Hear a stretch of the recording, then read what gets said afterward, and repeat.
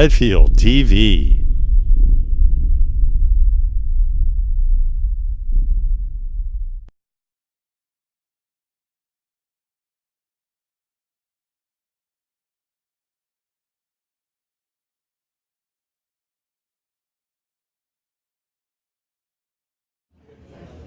Welcome, everybody. We're so glad everybody's here. This is Expresso Yourself Coffeehouse. And let's see, we are at the First Parish Unitarian Church here in Medfield. It's a open and affirming church. They're glad to sponsor us here. And what else am I supposed to say? No. I haven't been hosting for so long. Anyway, it's our second birthday. We've been here for 2 years now, and you know what? It's time to sing happy birthday and bring out the cake. Happy birthday to you. Happy birthday to you. Happy birthday, dear Expresso. Happy birthday to you. Yay. Go! Do not. Careful.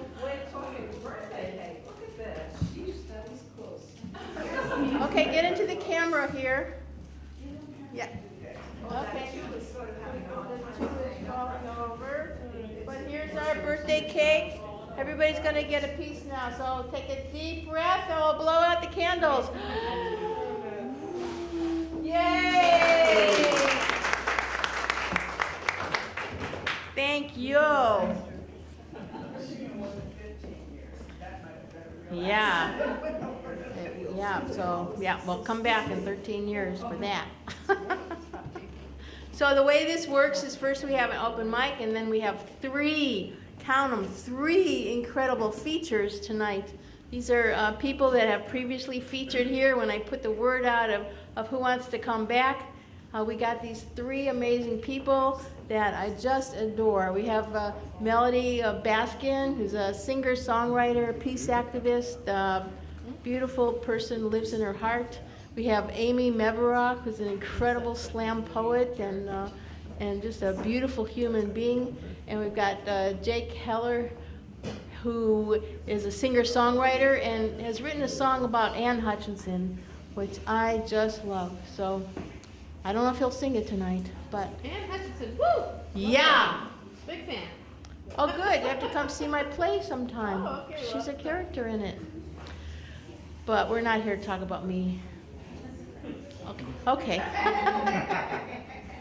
Our first open reader is Doug Joseph. Woo-hoo! And we have 5-minute limit on our opens, and our theme for tonight is Milestones. So we encourage people to abide by the theme, but you don't have to. But anyway, here's Doug. This is for my friend who was going in for heart surgery. And I sent him an email, and he said, well, this is kind of a joke, but it's not a joke. Because heart surgery is serious, and I had a heart valve replacement last year. So this is for my friend John. Heart of my heart, I love you. Life would be not without you. Light of my life, my darling, I love you, I love you. I can forget you never, from you I ne'er can sever. Say you'll be mine forever.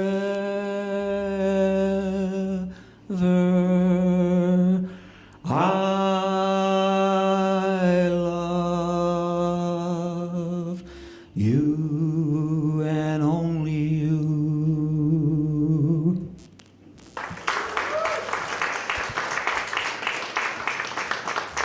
actually, that's a Valentine's song. We're out all day, Valentine's Day, singing songs.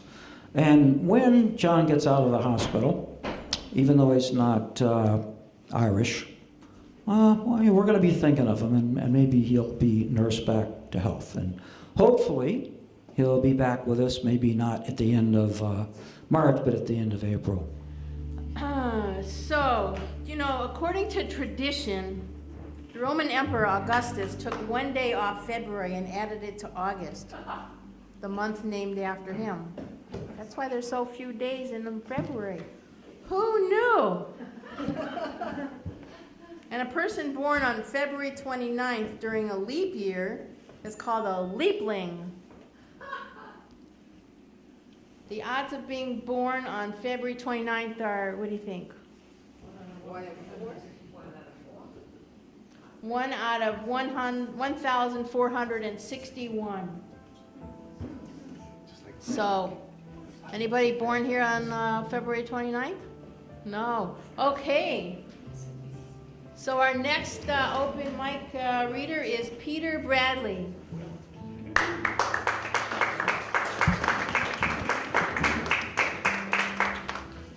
Thanks very much. This is the first time I've done an open mic, so I'm a little bit nervous.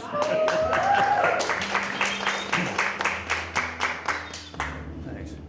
The reason, this is a poem called Beneath the Flood. I drank last night about hurricanes, not the wind and tides, noise and destruction, but the silence after. When the sun illuminates the chaos and the exquisite blue of the sky belies the mud, the tangled wires, the severed trees, cross-hatching the landscape below. When I was very young, my father took me to see the town square, or rather the flood that the storm had left behind, hiding the street, the cars, the shops, the ruined lives. A strangely peaceful scene in memory, the water calm, the sun warm, the slightest breeze. We stood at the top of the hill above the square looking raptor-like down at the water. My father had been to war, so he had seen far worse, and brought a hardened eye to what we saw. But mine was a child's fascination, rapt by the familiar, unaware of the cost. Now such scenes come to us instantly, as if from a mad director flaunting his imaginative power for horror, and we watch wrapped in our own distant safety, mesmerized, but as cool as that blue sky. It's the first one.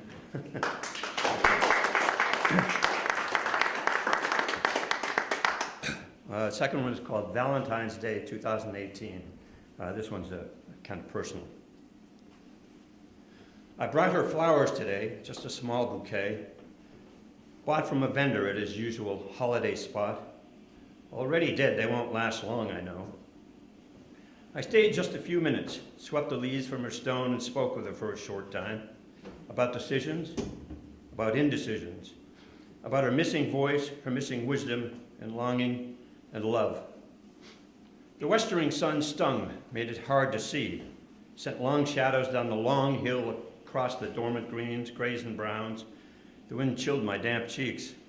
I turned away from the sun, from the engraved stone, and turned for home.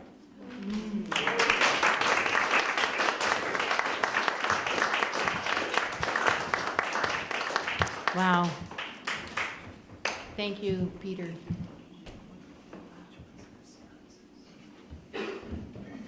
Okay, we're going to see lights. Yay, very good. That's what we want. Little accent. So, 2 billion birthday cards are sent out every year. That's a lot of birthday cards. I hope I don't get them all. Our next open reader is John Kearns. John. I am the John that Doug referred to, the guy that's going to have open heart surgery in about 10 days. And if I survive the experience, I promise to write a poem about it and share it with you in April. I won't be here for the March gathering, but I will produce a poem on the subject and present it in April. But right now, I just as soon not touch that subject. So I'm going to do a couple of very different themes. I've got here a couple of Shakespearean sonnets. The first one is about the psychological makeup of poets themselves. I have at various times speculated, well, what must poets be like psychologically to drive them to do what they do? And I've concluded that, first of all, they have to have good verbal skills. Poetry is a verbal game, so you have to have the requisite skills. You may also have noticed that good poetry contains effective imagery. So I think they have to have a good imagination. And finally, because writing poetry involves looking inward and reflecting on one's thoughts and feelings, I think they have to be somewhat introspective.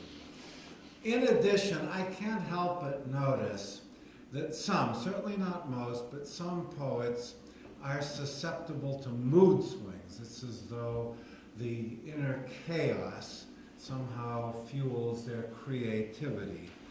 With that in mind, let me share a Shakespearean sonnet that I wrote a while ago called Bipolar Poet. Listen up. When drugs just don't pacify your brain, when those highs and lows just seem all wrong, when normal people simply think you're insane, it's time to come forth with poetic song. Come, come, step up to the open mic. Speak of the things that you hold in contempt. You're certain to have some poems we'd like. Perhaps you'll talk about suicide attempts. Ideas gush forth like a flooded stream. You see things in a different way. Please tell us of your hopes, fears, and dreams. We're all so eager to hear what you'll say. Take us for a ride way up in the sky. Bipolar poet, how high can you fly? Okay, here's a totally different theme, also in sonnet format, about a former colleague of mine and his great passion for roast beef. How many of you enjoy roast beef? How many of you enjoy steak? Okay. How many of you prefer steak over roast beef? How many of you prefer roast beef over steak? Okay, so it's split down the middle. Anyway, here we go with the beef eater. He says he likes roast beef better than steak. He prefers the oven to the grill. When he dines at the pub down by the lake, prime rib always gives him his biggest thrill. The beef must be cooked medium rare. It must provide a dining adventure. The red juices must give vegans a scare.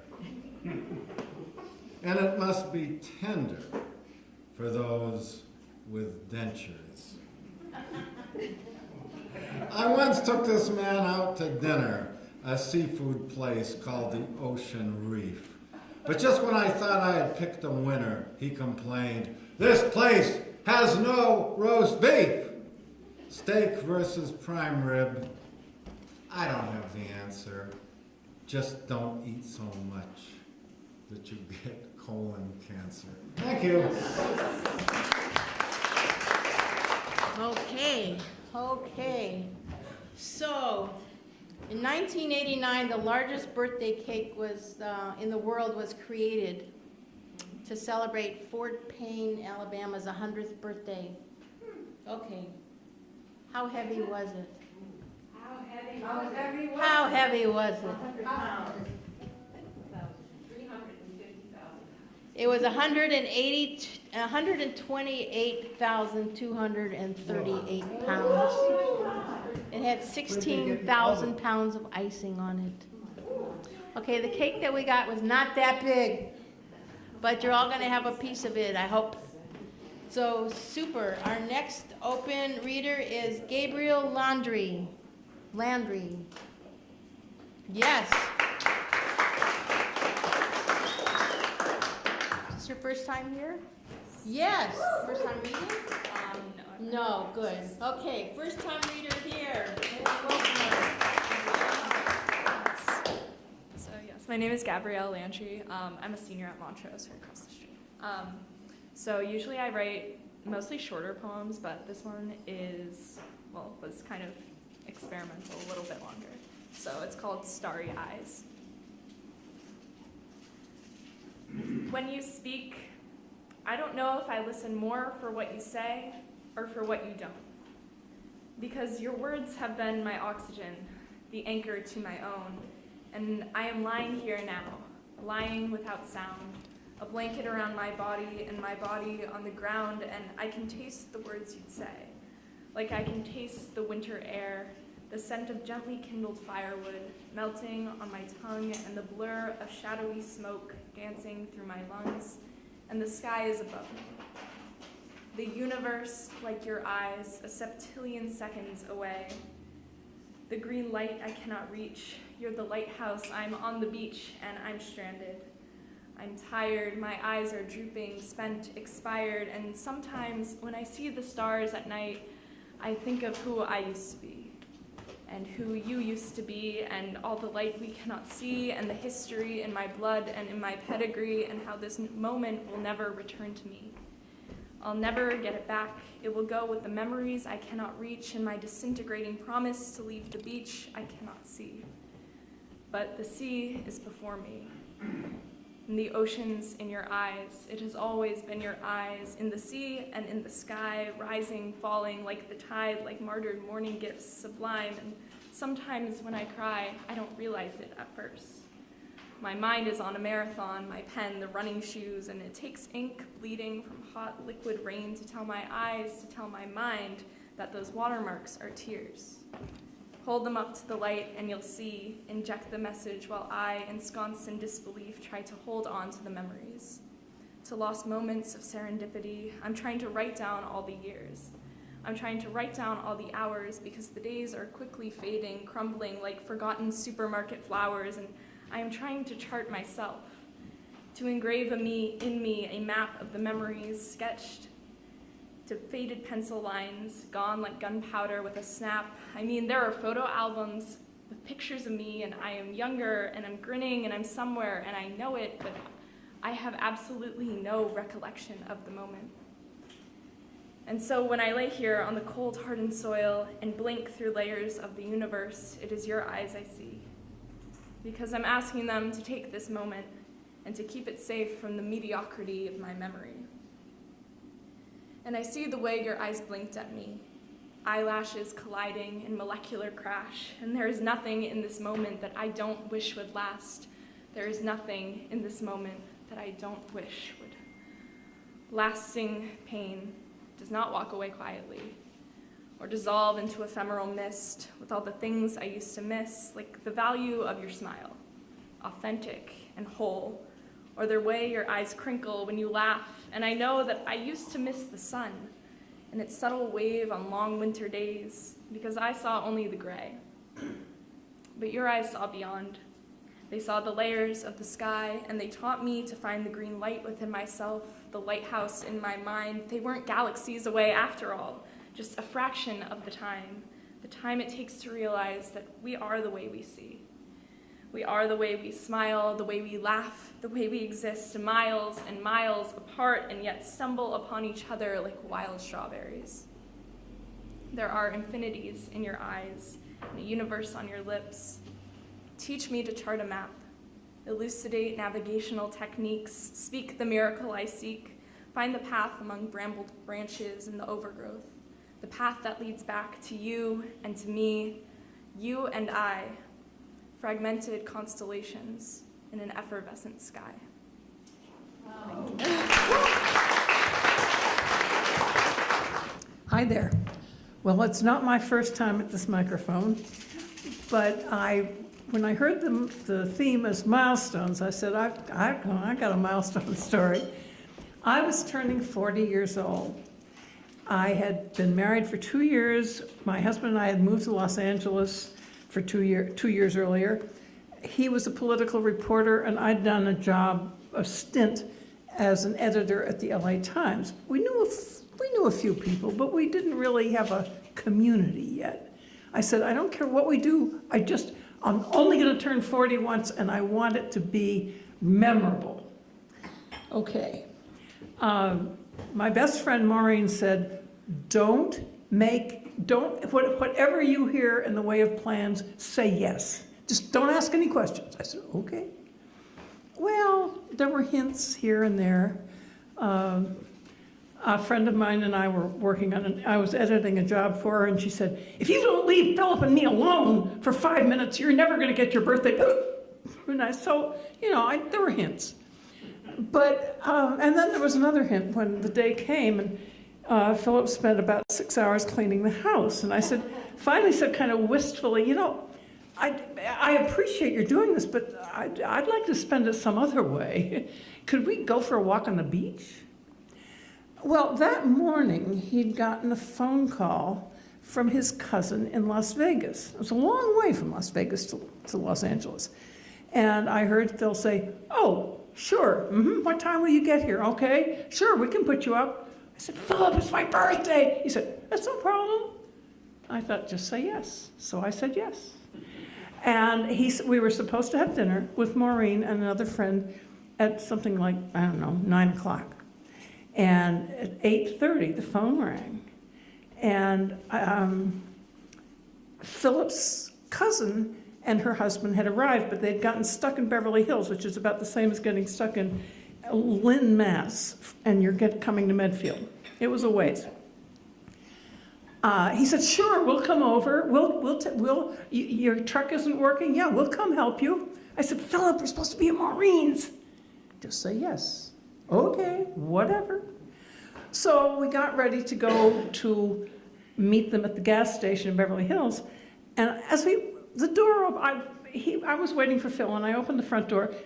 Maureen had a 67 Mustang. You couldn't mistake that car.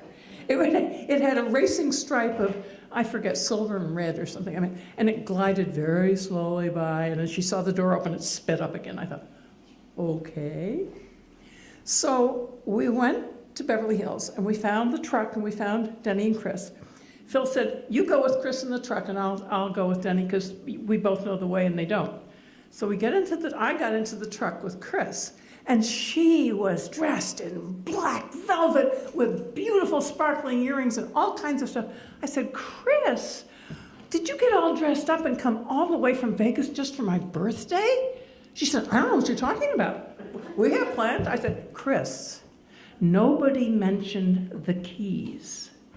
Now, when you're coming to a strange city and a strange house and your hosts are going out for dinner, there's always the biggest fuss of all is, where are you going to leave the keys so they can get in? No one ever mentioned the keys. She said, you're not supposed to notice things like that. Well, we got to the house. Philip had outdone himself. Every single person either of us knew in Los Angeles was there. They had decorated it, they'd provided food, they'd laid out it was wonderful, and everybody brought presents. He did make it really memorable. And I've never forgotten about the keys. Thank you. Surprise parties. Lots of them. Funny stories, but we're not here to talk about that. Do you know what more people in the United States are born on October 5th than any other day? The least common day for people to be born is May 22nd.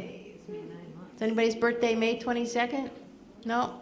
See, how about October 5th? Nobody. Okay. The next open reader is Barbara Alaprantis. when I was thinking about the theme, a milestone, I looked at it, and the first thought that came to my mind was a quote from a book I'm reading called The Sentimental Traveler by Vernon Lee. And the quote is this: "There are moments in all our lives, most often, alas, during childhood, when we possess the mystic gift of consecration, of seeping things into our essence and making them thereby different from all others, forever sovereign and sacred to us." I was taking a workshop at St. John's University a few years ago, and I had never I write poetry, but I never really took a workshop. And the first thing the teacher told us was to close our eyes. We're going to work with an image, he said. An image. Now, this is a lifetime later. I closed my eyes, and then I had an image of my mother standing in our little tiny 2-room house on the island of Paros. I'm 2.5 in this picture. I'm not in the picture, but I'm standing over here. My mother was very beautiful, but very serious. Not like me, because I came out of the womb laughing, singing, dancing. And I'm convinced of that. But she used to make yogurt. And I remember I loved yogurt. And she would get that milk and she'd put it on the stove, and then she'd lift up her sleeve, and when the milk was just right, she didn't have a thermometer, she didn't have a recipe, but she knew how to make yogurt. And she took her elbow and she'd dip it in the milk to see if it was the right temperature. She knew it. So when we left Greece, I was 2.5, and that memory of her making yogurt is in my mind. When we got to Flatbush, Brooklyn, she used to make it in Brooklyn as well. And I would always ask her, "Is it ready yet?" She said, "Not yet, my precious child, not yet." And then 1.5 years after we got here, she got pregnant right away when we arrived here, and she gave birth to my youngest sister, and she died in childbirth. But my sister didn't live. My sister lived. And so life went on, and we went to live with an aunt, and I always assure people we had some place to go and we had someone to take care of us. From Flatbush, Brooklyn to a Jewish neighborhood in Brooklyn. That's why I talk the way I talk. But anyway, so back to the workshop. So now I'm in this workshop, and the teacher said, "Come up with an image," and I see myself there. And I'd never done this before. I sat, and this is what I wrote. It just came right from my image to my hand to the pen. A large pot filled with smooth, white, creamy yogurt, placed with love on a chair, sits and sets. Hanging from the wooden beam on the ceiling, a small yellow bird sits silently in the cage. Framed in her icon home on the wall, Panayia, the Virgin Mary, sees all as she stares into space. My mother, a bird floundering in her nest, a silent spirit lost at sea, on an island of dreams, makes yogurt for the last time in her Greek island home. I wrote that poem a few years back in a workshop. A lifetime later, it's just amazing, the images. And so when I first tell the story about my mother passing away, the audience, "Oh, you were 3.5 when your mother died?" And I learned from a Donald Davis workshop. I just did it without thinking, but he said, "Look what she just did." Because I have to tell you, everybody but I have to tell you, every night before I go to bed, I have a cup of yogurt. Did I fix it for you? There you go. All right. Do I have 3 more minutes, or am I 5 minutes up? That's it. Well, that's it. Fine. Okay. Take the hook. The hook. you, Barbara. So, where was I? Oh, out of 23 people, we've got more than 23 people here, there's a 50-50 chance that 2 will have the same birthday. We don't know. Okay. Our next open reader is new to us, Rob Evans. Yes. All right, I'm a slam poet and I don't write anything down. I just go based off one word, so subtlety. Subtlety. It's the spiritual things, it's the lyrical things, it's what I feel. Like it's subtle, like I picked up a crystal, something that my girlfriend gave to me. I didn't understand, but somehow it yielded something new, like maybe it was her. Or maybe it was truth. Maybe it was something about this crystal. Maybe it was my forgotten youth when I used to pick up rocks in the sand and I used to understand something about the land based off the rock that I picked up in the sand, and I could understand that it was me. Like I was the earth and I was the sea. And it was more than something just mentally or physically. It was something that I was, truth in me, what I am and how I live, how I be. Mentally or physically or metaphysically, rhythmically, I see more. I meditate and I renovate. I pick it up and I figure out what it's for. Like I could build something with this thing. I can make something real and I could yield something with this thing. But what would it bring? And what would I sing? What would I say? How could I live in this wave and how could I make something great today? See, if I think about it too long sitting over there, then I'll mess it up. So it's kind of cool that I came in, wrote down my name on the list, and then I just went in and I just said this stuff. And it has me floating so above, I feel like I'm out of body saying my love. Yeah.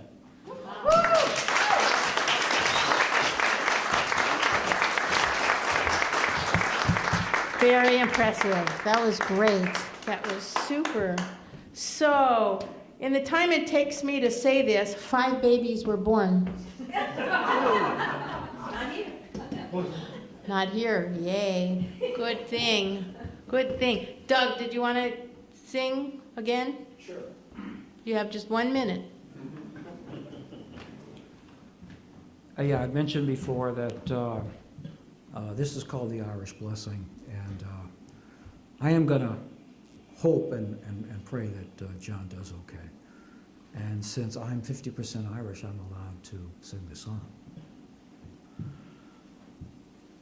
May the, I'm forgetting it again.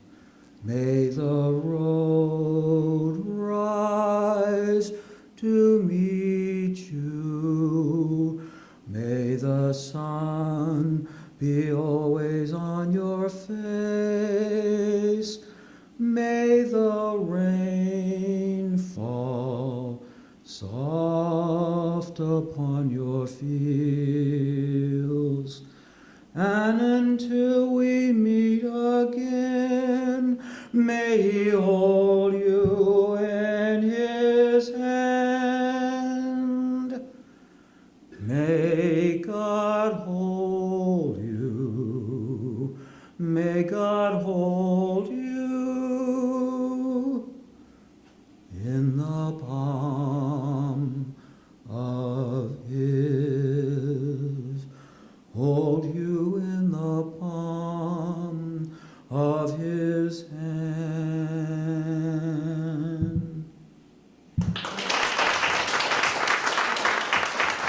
Thank you. That was beautiful. That was beautiful.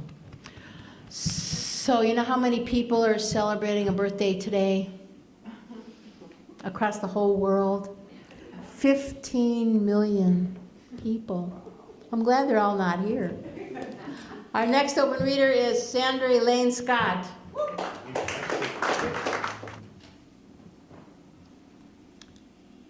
It's an interesting theme for tonight. It's milestones.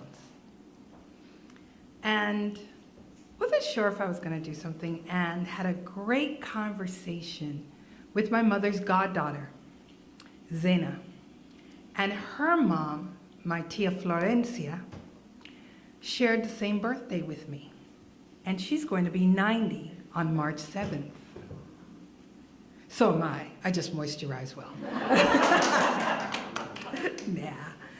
But we were reminiscing, and she said, well, if we do something for my mom, will you come?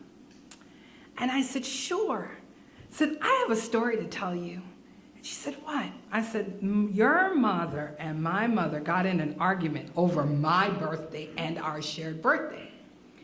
When I was between, and I can't remember, to be honest, whether I was 5 or 7 years old, Tia Florencia bought me a China tea set, pure China and bone china, and it was a musical tea set.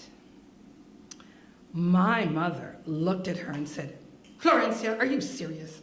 For a child? She said, thank you. And she took it, and the next day she put it away. And she went and bought a plastic one from Sears. And she said to me, you can play with that. And every year on my birthday, she would take it out and we would talk about this extravagant gift. And every year it would go back in. And as I got older, and after my mom was long gone, I still do the same thing. I've never used the thing. And I said to Zena, oh my gosh, I still have the tea set. And I started thinking more and more about her birthday, her mother's birthday coming up, and how wonderful it would be to make 90. And my mother, who is no longer with us, had a thing about birthdays. And she always said to me, your birthday is important. You never let anybody celebrate your birthday before you. It's your day. Do something for you. And through the years, I would laugh and people say, what are you doing for your birthday? And I often, because it's in March, I'd say, well, there's another blizzard coming. And I'd say, well, I'm celebrating my birthday in May this year, and I do something fun and extravagant. But each time I would think about what is new? What can I do to celebrate my birthday? And as Theo was talking about birthday twins, there's so many birthday twins around the world that we all have days in common, that are days of joy, that we should be doing things and getting out there and living and being and doing. And yet we wait for someone else to do something for us. We don't light that candle within ourselves. We don't take out the china and celebrate the day. And I started thinking about, when I talk about mañana starts today, your birthday's today.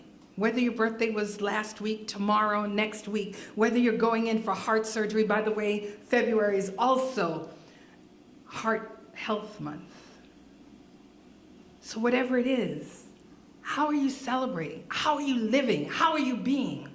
You see, waiting, most people wait. They wait for the economy. They're waiting for your children to grow up. You're waiting to get that degree. You're waiting to take a step. I have news for you. While you wait, time marches on. Time is spent waiting for tomorrow. But the world moves on. The earth continues to spin on its axis. The sun rises and sets. The waters ebb and flow. And dreams and goals remain unrealized. So my charge to you today is happy birthday. Mañana starts today. Do it.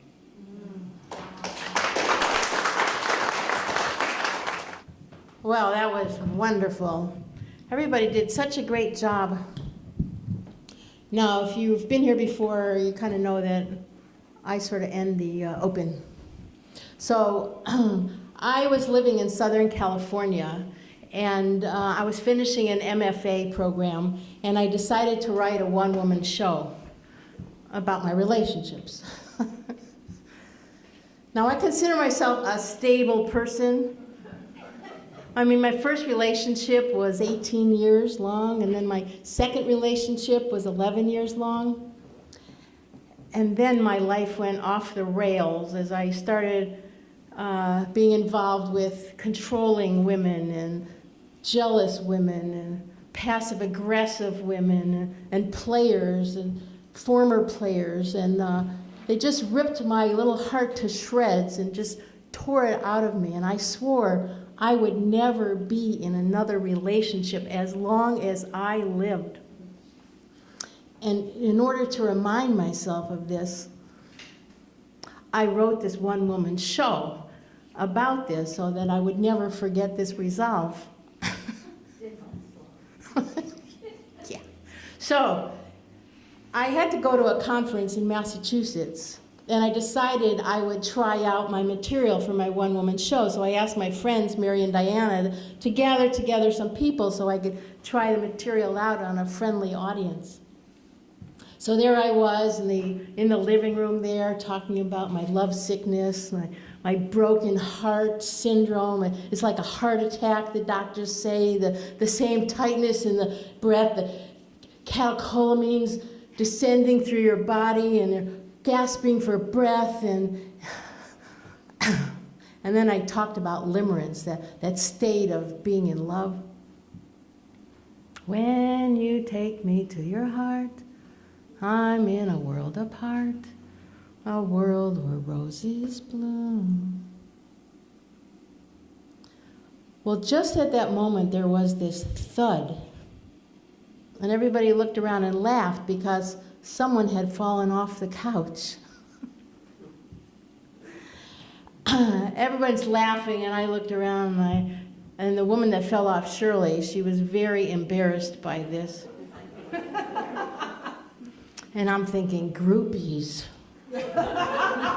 They're worse than controlling, jealous, passive-aggressive players. Later, she would say that my words just hit her like this bolt of energy and just smacked her off the couch and plopped her on the floor. We went to lunch the next day, and I too could feel that energy in that Thai restaurant at that point. And I took her two hands in mine, and it's like the air was sucked out of the room, and it's like the circuit completed, and I could just feel it. You know, in Judaism, there's a word, beshert, which means destiny, the inevitable of fate, of destiny, of providence. And you'd think that maybe we were destined to be together. But there's more to this story. Because we had actually met earlier. You know, my friends Mary and Diana, I knew Mary for over 30 years. And when Mary and Diana got married, they were one of the first same-sex couples to get married in Massachusetts. Well, Mary invited me to their wedding.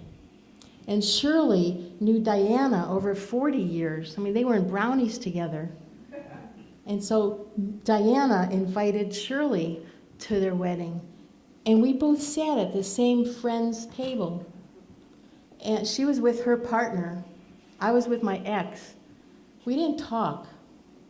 But I actually, in reflection, I remembered that she was sitting at the table. And I also remember what Rector Paul talked about when he quoted the Baal Shem Tov. He said that from every human being, there rises a light that reaches straight towards heaven. And when two souls who are destined to be together find one another, their lights flow together, and a stronger, brighter light goes forth from their united being. Our lights didn't flow together that night. There was more to do. Unfortunately, Shirley's partner was killed in a car accident sometime after that. And she spent a year grieving and changing her life. And at the end of that year, She went out into her backyard and raised her fist to the sky, and she said, I have done my work. I have grieved. I have come to terms with this. I want you to do yours. I don't want to be alone. We met a week later when I was doing my one-woman show. So there is destiny, but it has to be at the right time. And it took the power of words. It took the courage for us to open our hearts again. And it took the willingness to do the work and to be open to it. And when we did, our lights did flow together. We've been together 12 years now, and the universe provided. Thank you.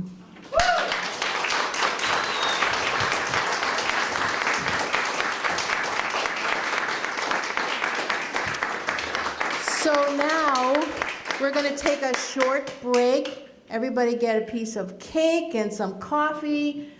Use the facilities, and then we are going to have this incredible triple force feature coming up. So please get some cake and coffee and come back in about 10 minutes. Okay, did you enjoy the birthday cake? Yes. And then turn on the sconces. Yes, wonderful. So we are indeed blessed tonight to have 3 incredible features to be here to remind us of how great they were when they were here and how great they are right now and how even greater they're going to be in the future. And they are wonderful. Our first feature is Melody Baskin.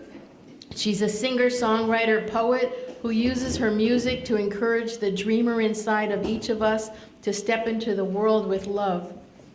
After 9/11, she performed her Peace Begins With You and Me concerts for 22 inner city schools and has gone on to perform it throughout the United States. She's won the Parents' Choice Award and the National Kidulations Award. She has a new CD and a book, and all her things are available on the back table. And we'd like to welcome now Melody Baskin.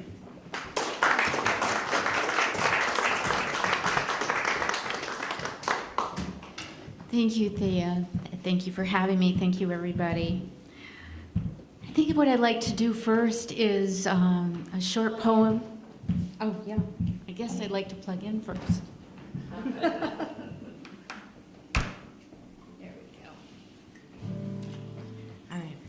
Now what I'd really like to do first is I always say an excerpt of a poem I wrote called This Moment, and it helps me get centered and brings me back to this moment no matter what has been going on in my life, and a lot has been going on.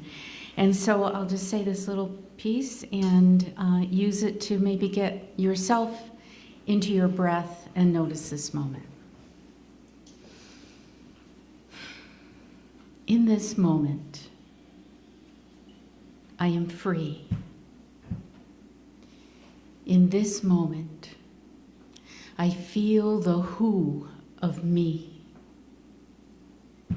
In this moment, I clear my busy mind. In this moment, it's peace I find. Thank you.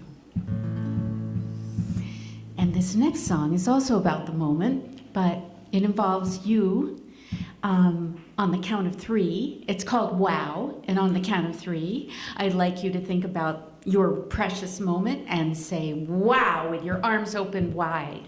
It's kind of a sound healing exploration as well.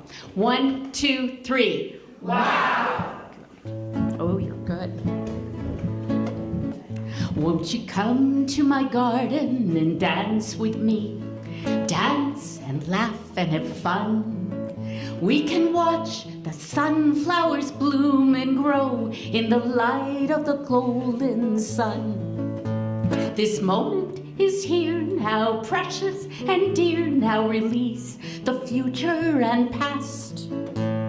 Breathe in this moment, notice this moment. Make this moment last, my friends. Make this moment last. This moment, this now. This moment, this amazing. Wow! This moment, this now. This moment, this amazing. Wow! Won't you come to the ocean and dance with me?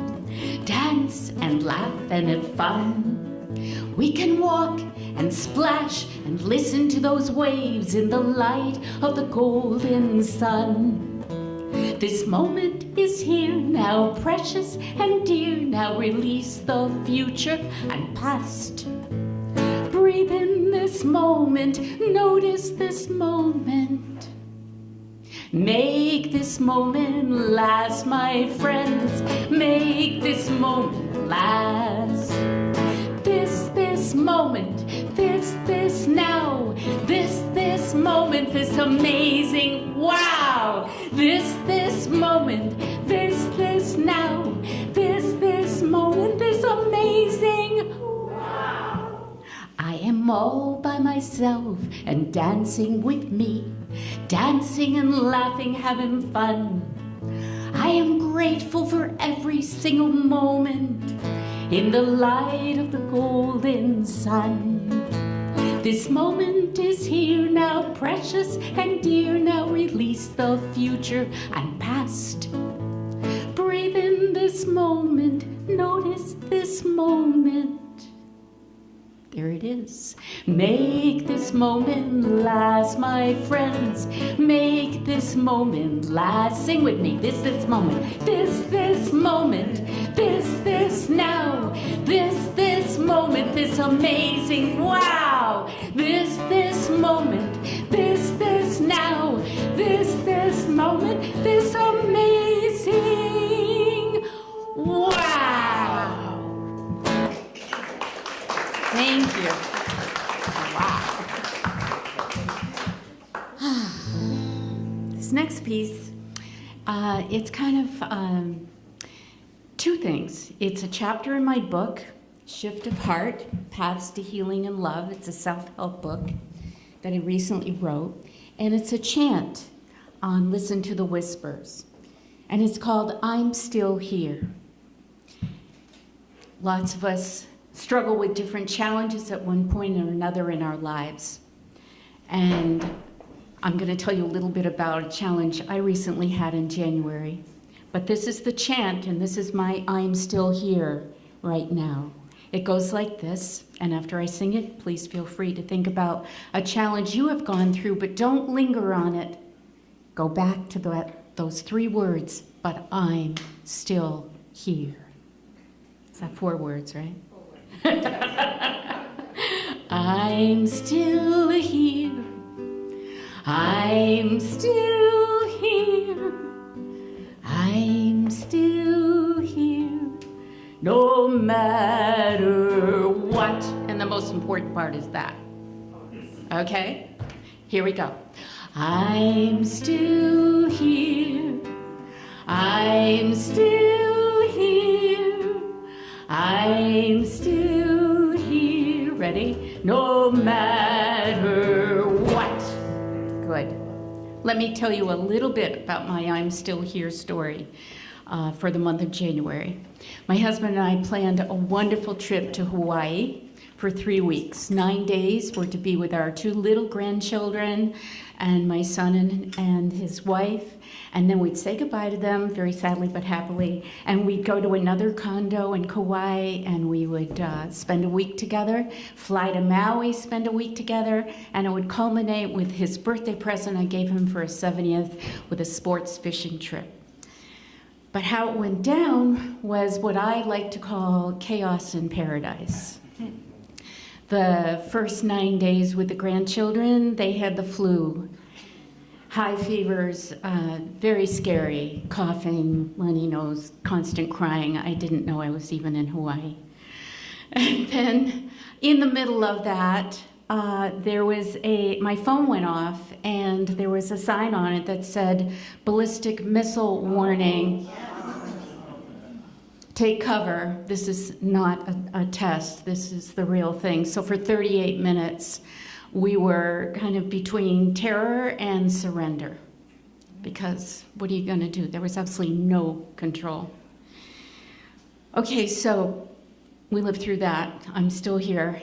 Said goodbye, went to our beautiful condo, saw beautiful rainbows for a day and a half, and that night my husband had a heart attack. Oh my God. And he was airlifted to Honolulu. But I'm happy to say that he's the one that drove me here tonight. He's not here. I didn't let him come in. But thank God. So keep faith. But he calls his stent a pineapple stent. So here we go. Let's sing I'm Still Here together. I'm sure you have plenty of stories as well. I'm still here. I'm still here. I'm still here. No matter what. Oh, I forgot to do that. Thank you. We are more than who we seem, more than meets the eye, more than who we see. No matter what you are facing or have faced, you and I were still here because of our courage, our strength, our resilience. Let's shine the light inside each of us. Bring out the light inside us. See the light inside us, no matter what. I marvel at our resilience with wonder. I'm awestruck at the way the human spirit can shine through the darkness. Keep that hope, that spirit, that fortitude, that strength, that courage, that resilience, because you and I are still here, no matter what. You and I are love, and you and I are breath, and you and I are still here. Ready? No matter what. Thank you.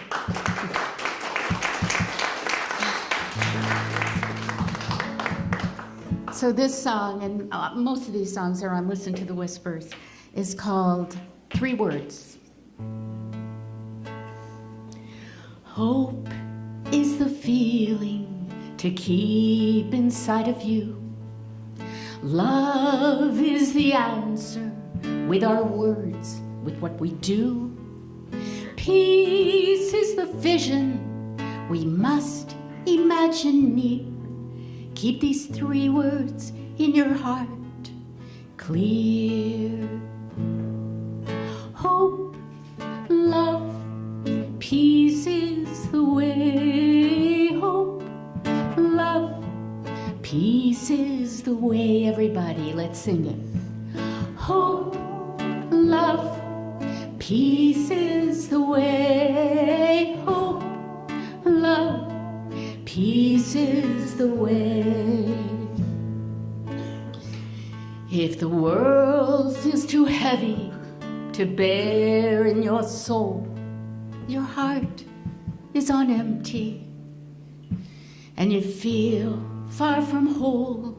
If you're feeling angry, confused, or alone, just remember these 3 words to come home to yourself. Remember these 3 words to come home. Ready? Hope, love, peace is the way. Hope, love, peace is the way. We say hope, love, peace is the way. Hope, love,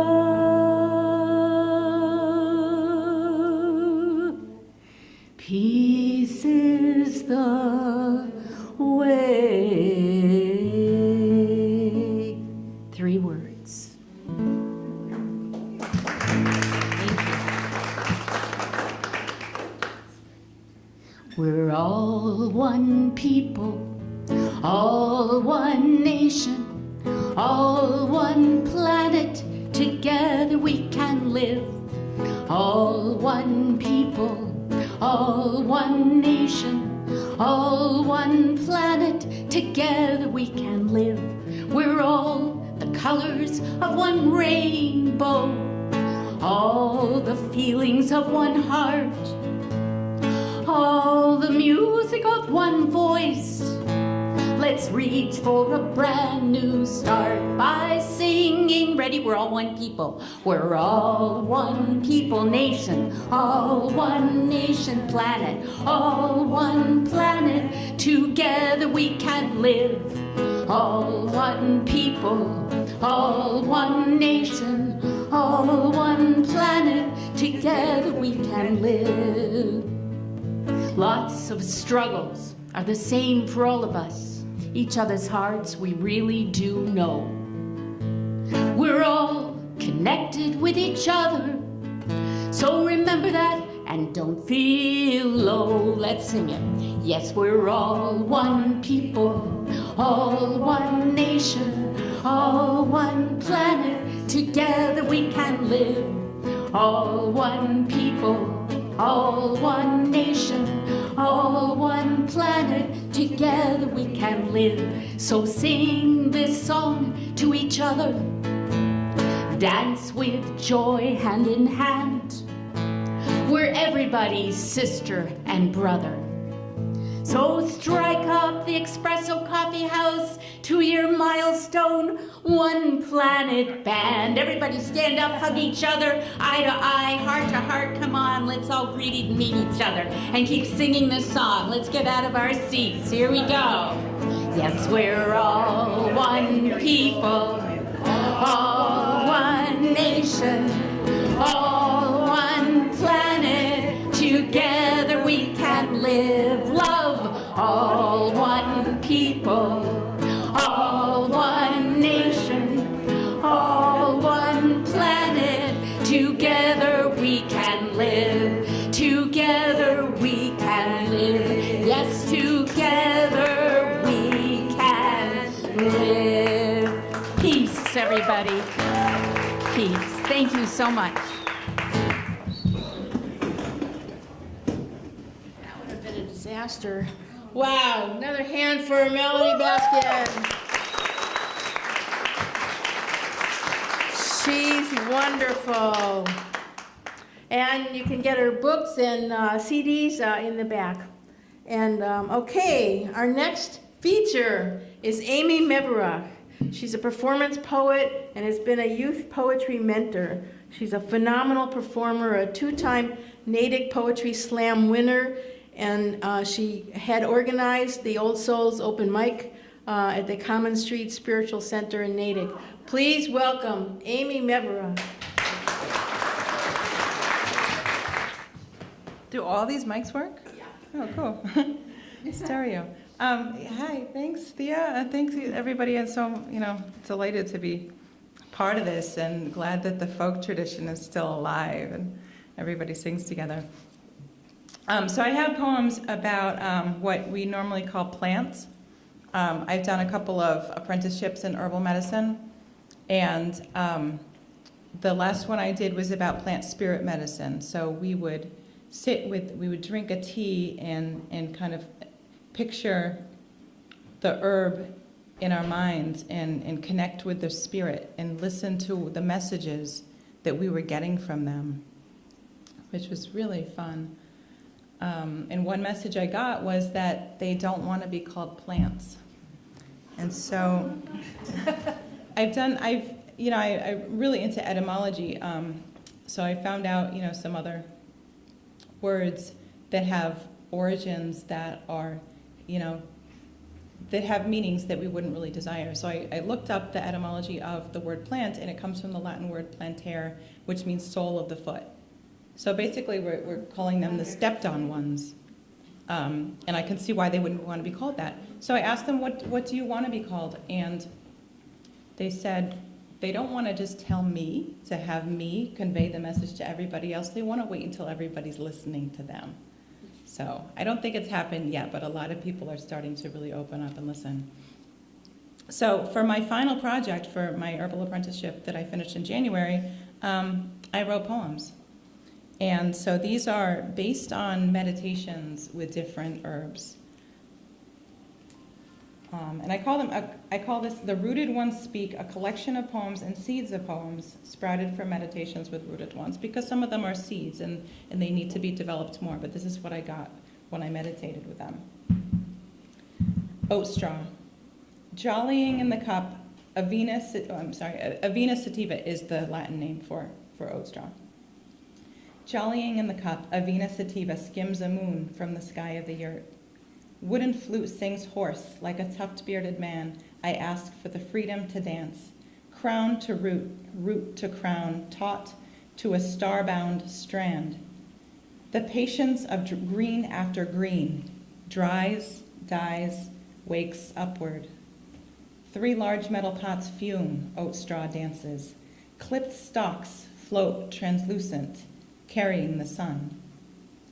I drink it up, the child of earth and light, the embraceable part of Cheerios, boxed in and tasting oats. Who is ready for this tenderness?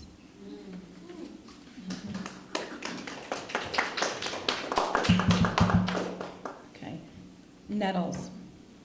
Come into my eyes, my head, my solar plexus. See the indigo rug with cross threads of gold. Over the jade green statues, smoke of white sage climbs and sails like the free hawk gliding. And I am a girl sitting beside a green one, inviting. And the nettle says, thank you, now I can see. Let me show you how I want you to look from the inside. By example, you watch. We are one acting. And this one is called stinging nettles. It's the same herb, but a different take on it. Stinging nettles. What kind of sting? Interesting. Are the body's closets clean? Okay, this is Tulsi, which is also called holy basil. It's very common in India. It's called the mother of plants in India. Tulsi says, don't forget the pain. Don't turn your back on the pain. It is not something to erase with a kiss. Holy sadness, Holy Spirit, holy pleasure. We are flames, flames leaning on her hard breath into light. I am flickering. I am not still. Loneliness is yearning of a flame to be a conflagration. Yearning of a drop to be a flood. Yearning of a seed to be a meadow, a forest, a harvest. Yearning of a word to be a world.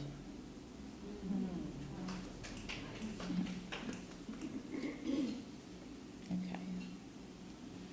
Sage. Release your seeds. It is time to drop the fruit of the past who will begin independent, unaware of you.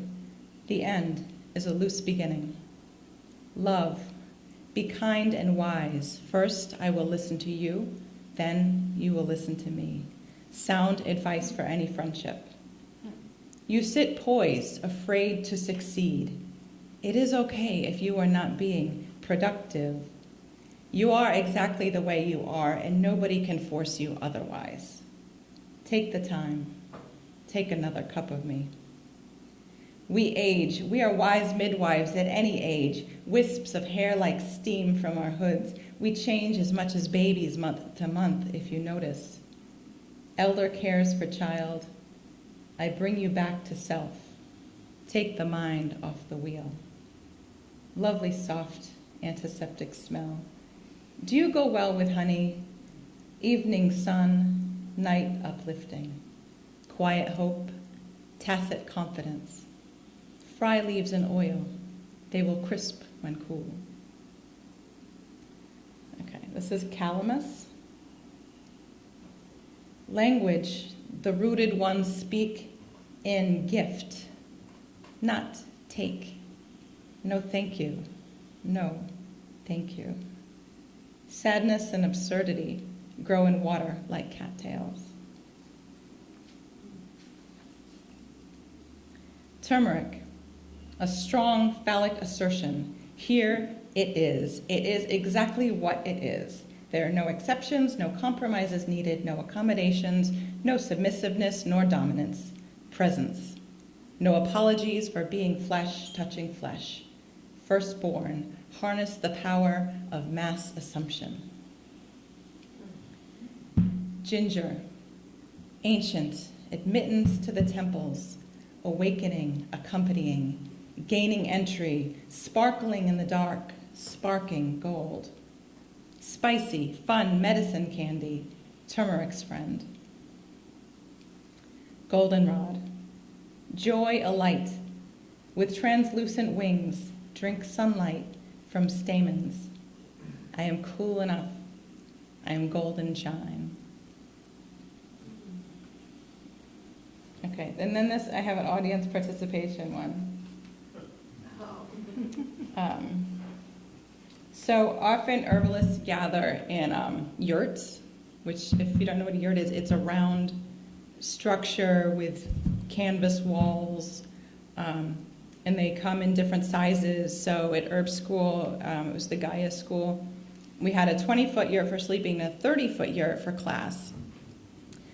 And one night, it was a weekend class once a month, Saturday to Sunday. One Saturday night, we're sitting around the yurt and we've started streaming some, DJ Savuth and smoking some Egyptian Blue Lotus.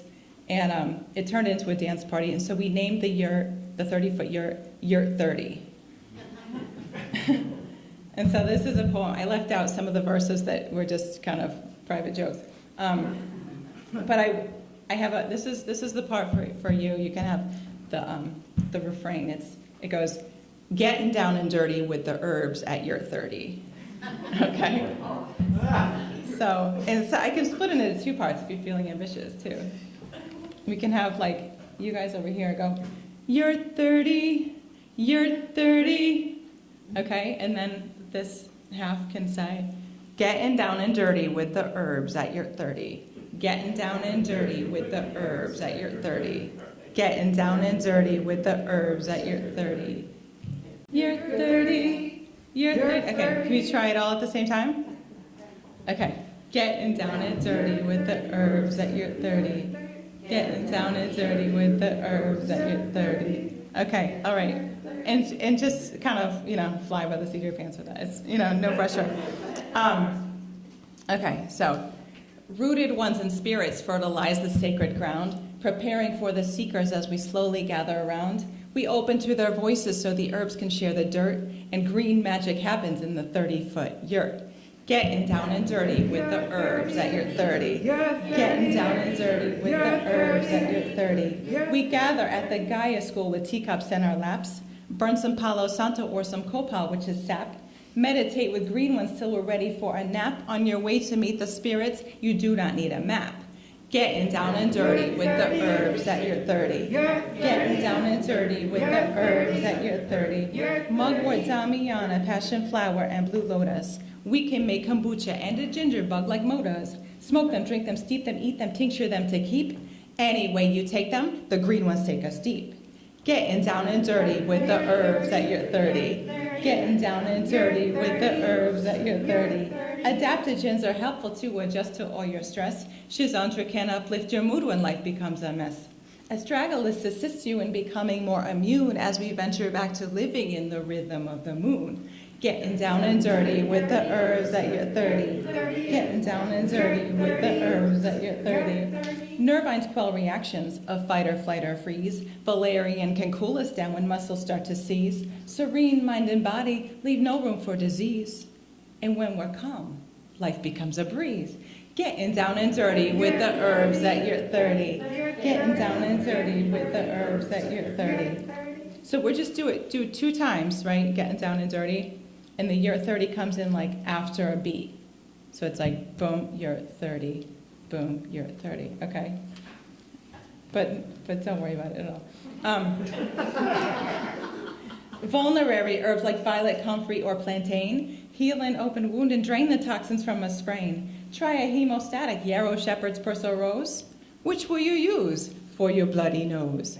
Getting down and dirty with the herbs at your 30. Getting down and dirty with the herbs at your 30. Sitting with the rooted ones, we vibrate with their essence. Flowers snipped in water carry tremors of their presence. There's nothing better when you are feeling ill than to go outside and chill beside the chlorophyll. Getting down and dirty with the herbs at your 30. Getting down and dirty with the herbs at your 30. We are seedlings growing in the yurt, fed with spirit, water, sunlight, wind, and dirt.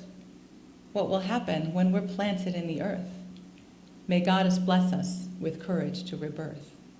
Green magic happens in the 30-foot yurt. Green magic happens in the 30-foot yurt. Green magic happens in the 30-foot yurt. Thank you. Wow, did I learn a lot? That was wonderful, Amy. Thank you so much. And okay, for our last feature, Jacob Haller has been a fixture of the Rhode Island music scene for the past 10 years and has been frequently featured in popular shows such as AS 220's Empire Review and Common Fence Point Music's annual gathering of fiddlers and fishermen. His eclectic original songs covered topics ranging from robots to knitting to relationships to kittens, and resulted him getting nominated for Best Singer-Songwriter at the 2010 in Providence, Phoenix. Please welcome Jacob Haller.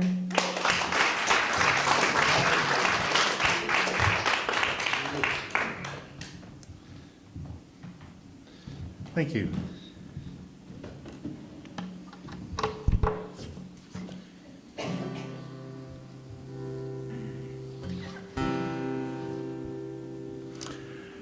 After the show, I had packed up my guitar. You caught my eye. You were standing at the bar. You flashed me a knowing grin, looking so good it was half a sin. I felt myself start to fall in lust. My brain began to whirl till I thought it might combust, and I woke up, the taste of stale tequila in my mouth. I looked around, I was all alone. How could you do it? You were so beautiful. A few more drinks and a half a pack of smokes. We talked for hours. You laughed at all my jokes. Then we went back to your hotel. We did some things that I shouldn't tell. I felt myself start to fall asleep. You made me feel so safe. Well, it almost made me weep. And I woke up, the taste of stale tequila in my mouth. I looked around, I was all alone. How could you do it? You were so beautiful. Then I awoke in a bathtub full of ice. You left a note, I had to read it twice. It said call 911. I stole your kidney, thanks for the fun. I felt myself start to fall apart. Well, I know you took my kidney, but you also stole my heart. And I woke up, the taste of stale tequila in my mouth. I looked around, I was all alone. How could you do it? You were so beautiful.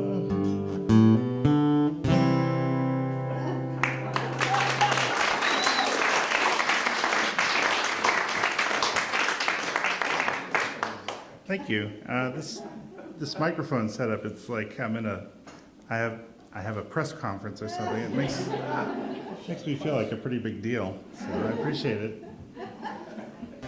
If anyone has any questions.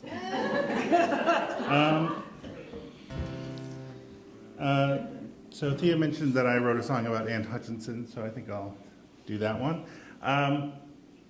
So Anne Hutchinson is one of the founders of Rhode Island, where I live. Roger Williams settled in Providence, Rhode Island, and then a little while later, Anne Hutchinson was also exiled from Massachusetts and settled in Portsmouth with her followers. And I read, kind of a short account of her life, and she is just one of those people who, like, at any moment in her life was probably going through something completely horrific and terrible, and was just also getting more accomplished and handling it all with more grace than most of us do on a good day. So, and reading an account of her trial, it's just like, I thought it would make a great song, because it's like this kind of striving between this, this woman who is basically self-taught and the foremost intellectuals of Massachusetts. And she, spoiler alert, she lost, but I think she made it a lot harder than they expected. And so I thought someone should write a song about it, and then after about a year, I realized that no one was gonna, that I knew of, and that I should probably do it myself. So as a song about kind of an obscure theological debate from a few hundred years ago, this is one of my more rockin' songs, and I hope you enjoy it. Well, Anne Hutchinson was a mighty woman. She was the daughter of Francis Marbury, and she was put on trial in 1637 for preaching in that Boston colony. Lord, Lord, preaching in that Boston colony. Well, the governor said to Anne Hutchinson, well, you've broken that biblical law, for a woman's place is in honoring her husband, not speaking out in church at all. Lord, Lord, speaking out in church at all. Well, let me read to you from the Bible. That's what Anne said to that governor. It says that my duty as an elder woman is to teach those that are younger. Lord, Lord, teach those that are younger. And Anne said, what law have I broken? Just tell me and I'll see if it is true. Then the governor shouted, well, hold on, sister, 'cause we're the judges here, not you. Lord, Lord, we're the judges here, not you. And they argued for days into the evening, and the governor was losing his cool. For despite all his learning, that self-educated midwife was making him look just like a fool. Lord, Lord, making him look just like a fool. And Anne said, you know that I'm not worried, 'cause God said you can't hurt me. Then the judge laughed out loud and the court retired to convict her of heresy. Lord, Lord, convict her of heresy. Now some might say the moral of the story is the dangers of too much pride. But I say church, it's hard to break through that glass ceiling, even with God on your side. Lord, Lord, even with God on your side. Well, Anne Hutchinson was a mighty woman.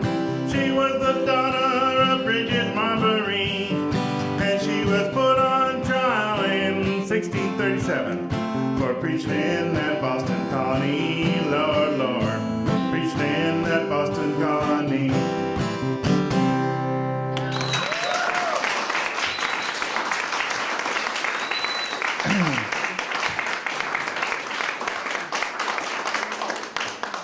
Thank you very much. I appreciate that. So I guess one more song, right? Got some more minutes? All right. Yeah, you can go another, at least 5 minutes or more. Okay. Well, let's see.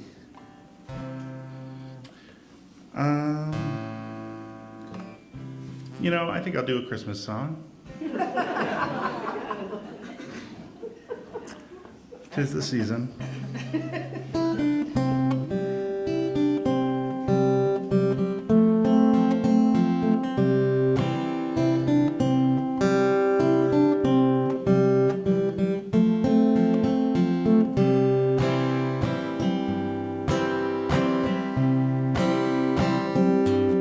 I want a robot for Christmas, 100 meters high, one with flashing lights and dials.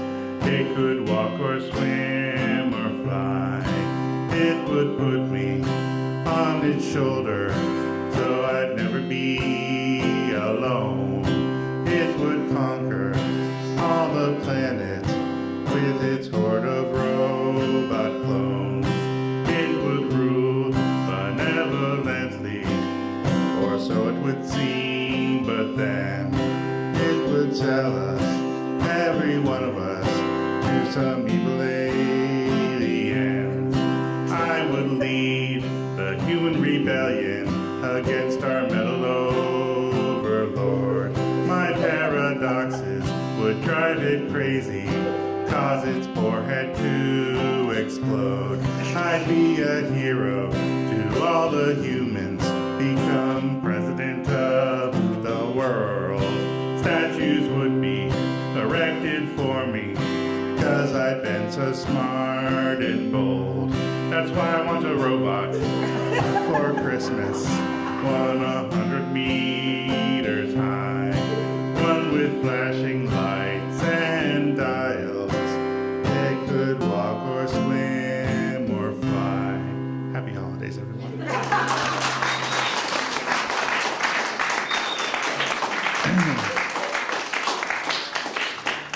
Thanks.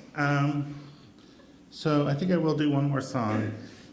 And so there's always a choice as to how to end these shows, because I have two songs that I like to use as kind of enders, showstoppers. Not showstoppers, whatever. That I like to put at the end of a set list. We'll put it that way. And one of them, I didn't write them intentionally this way, but they're kind of morally the opposite of each other. One is very positive and one is kind of negative. One is about kittens and the other is about robots. The first time the time I was a featured act here previously was August 27th, 2016. I looked it up just a little while ago. Cats and dogs. Right. I was asked to pick a theme. And the theme I picked was cats and dogs because I was like, I have 3 songs about cats, I have 2 songs about dogs. Really, I mean, I could have picked robots and then I have like 2 songs about that, but. So we've got the kittens, we've got the robots. So who would like to hear the kitten song? All right. And robots? It's pretty even, but I feel like the robots have it. There just aren't enough songs about robots. Yeah, that may be true. It's something that I'm working on.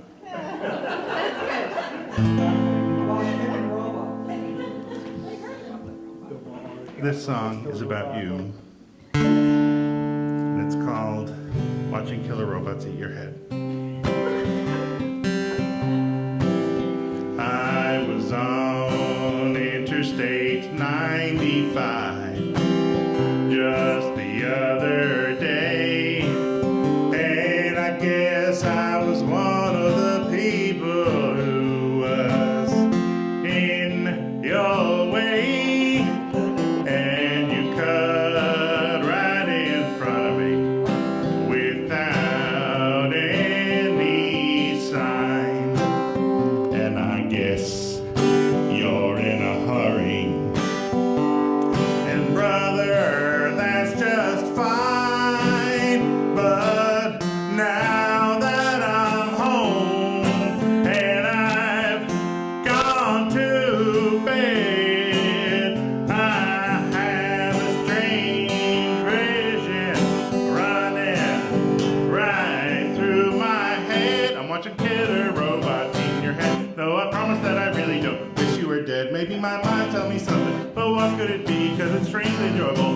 perhaps just me watching killer robots in your head.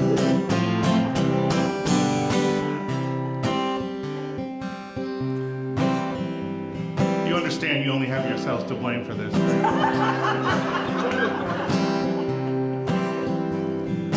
Now I'm in a meeting.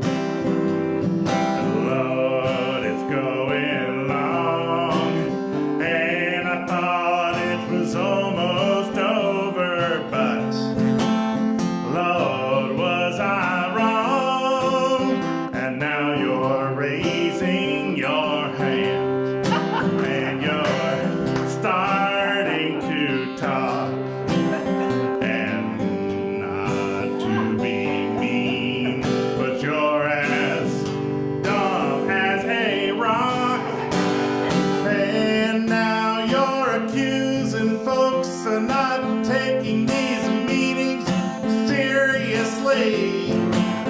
And I close my eyes, and here's what I see. I'm watching killer robots in your head, though I promise that I really don't wish you were dead. Maybe my mind tell me so, but what could it be? Cause it's strangely invigorating.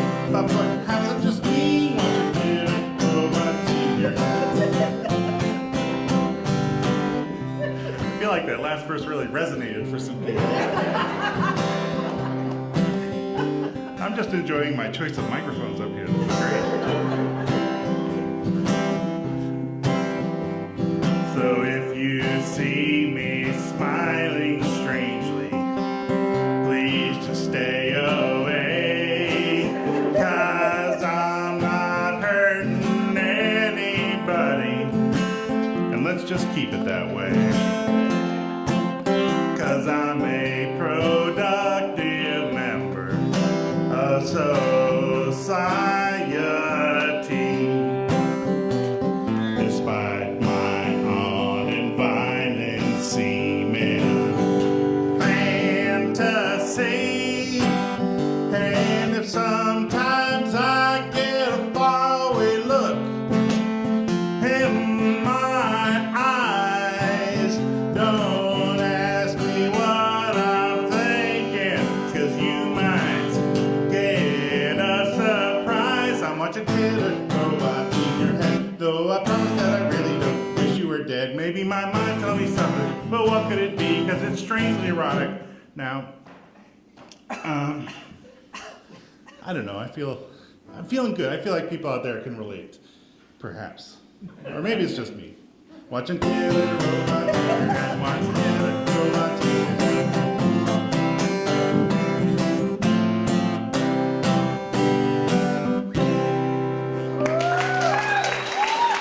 Thank you so much.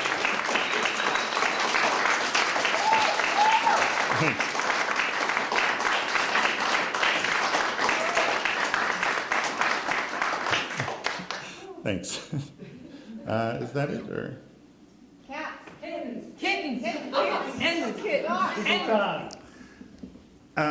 Yeah, it is a very cheap way to get an encore as well. Just to be like, pick one of these. Surprise, you get them both. So this is a song I wrote for a friend of mine. She asked me to write a song on a particular theme. That theme being, whenever I'm sad, I do a web search for pictures of adorable kittens. So I resisted for a while, but eventually I did write this song, and I named the song, Whenever I'm Sad, I Do a Web Search for Pictures of Adorable Kittens. I mean, there's a certain logic there, I think, if you think about it. And I wrote it as a sing-along. So we'll end it with the big sing-along. The lyrics to the chorus are pretty much exactly what you would expect. Here's how it goes. Adorable kittens, adorable kittens. Whenever I'm sad, I do a web search for pictures of adorable kittens.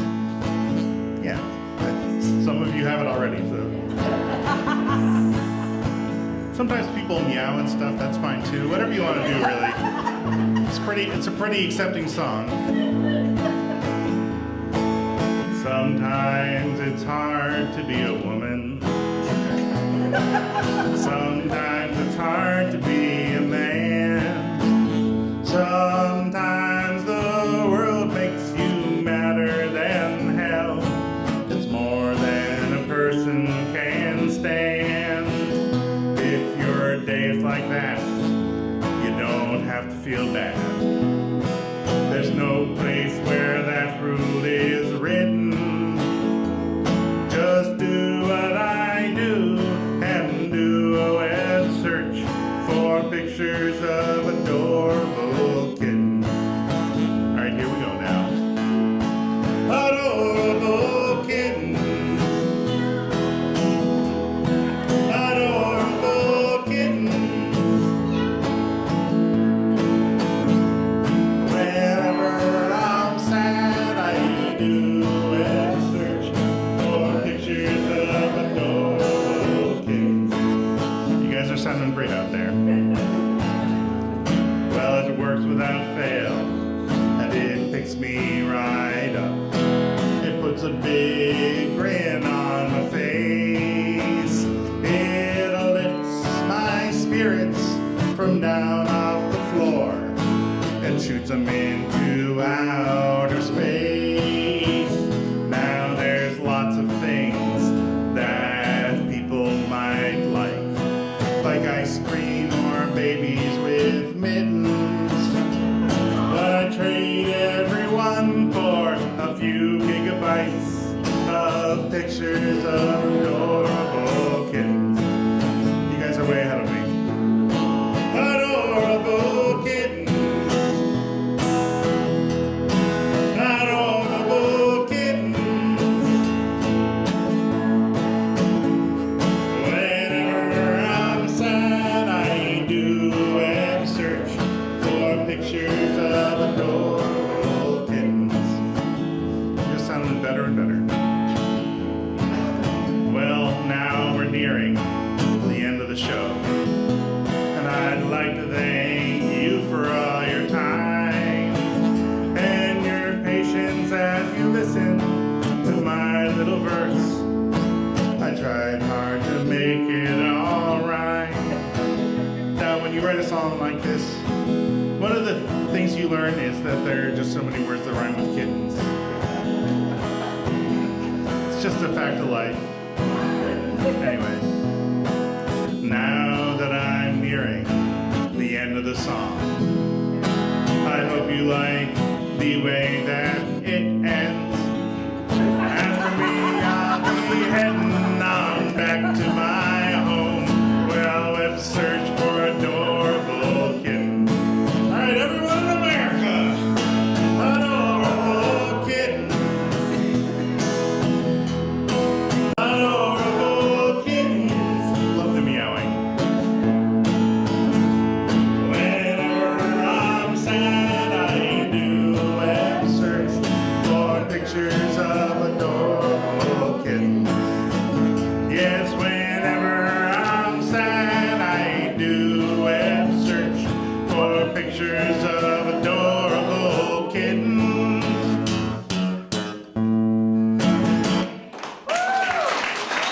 Thank you.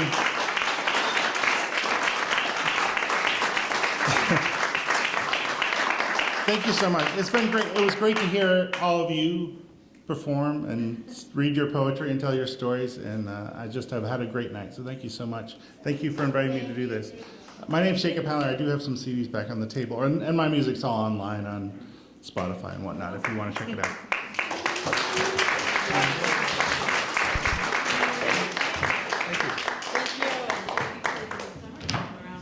Yeah, so his CDs, Cheryl's CDs are in the back, and you have a little piece of paper on your tables there. If you could write a little testimonial about what you think about Expresso Yourself Coffeehouse, we'll collect those and put them up on the web and get more people to come because it's a wonderful place.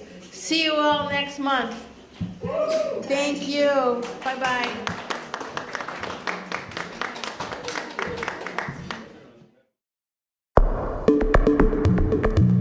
preceding was a production of Medfield TV.